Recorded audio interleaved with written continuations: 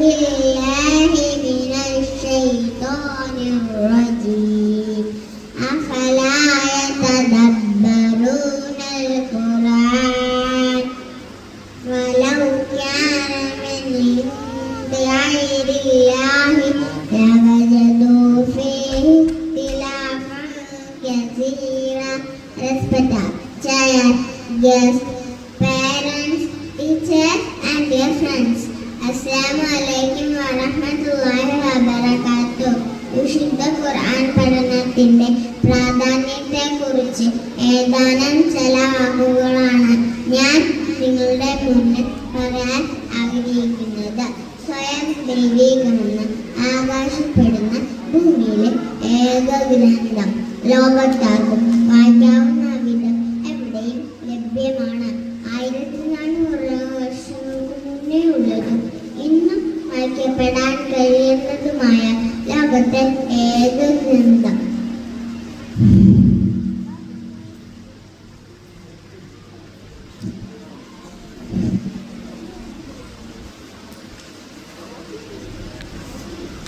ശാസ്ത്രങ്ങളുടെ മുഴുവൻ പിന്തുണയുടെ വിദഗ്ധന്മാരുടെ വലിയൊരു സംഘത്തിന് പോലും സാധിക്കാത്ത പരിവർത്തനം കേവലം 4 നൂറ്റാണ്ടിൽ താഴെയുള്ള കാലയളവ് കൊണ്ട് സാധ്യമാക്കിയ മഹോന്നത ഗ്രന്ഥം.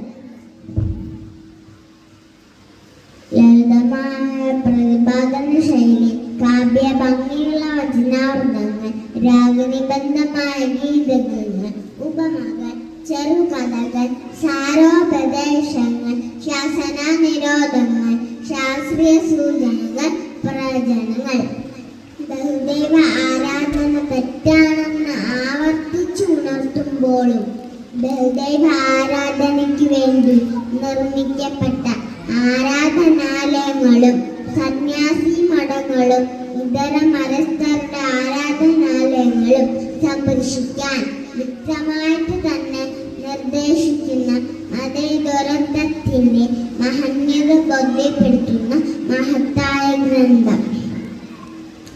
തനിമയ്ക്കൊരു പോറൽ പോലും ഏൽക്കാതെ യുഗങ്ങൾ ആദ്യം ജീവിച്ച മറ്റേതെങ്കിലും ഒരു ഗ്രന്ഥം നിലവിലുണ്ടോ?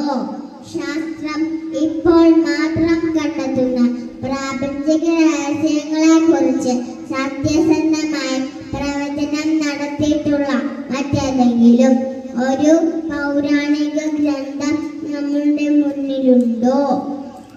പേരിനും പ്രശസ്തിക്കും വേണ്ടി മറ്റുള്ളവരുടെ കൃതികൾ കണ്ടെഴുതിയും കട്ടെടുത്തും സ്വന്തമാക്കുന്ന പ്രവണത നിലനിൽക്കുമ്പോൾ അന്നും ഇന്നും ഒരു ഗ്രന്ഥം തന്റേതല്ല എന്ന് ഒരു മനുഷ്യൻ എന്തിനാർത്തിച്ചു പറയണം?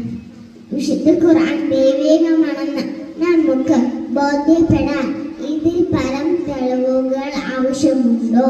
തുടക്കത്തിൽ ആദ്യം വെച്ച 4-ാം അധ്യായത്തിലെ 82-ാം സൂക്തം ആവർത്തിച്ചുകൊണ്ട് എൻ്റെ എളിയ വാക്കുകൾക്ക് വിരാമമിടട്ടെ.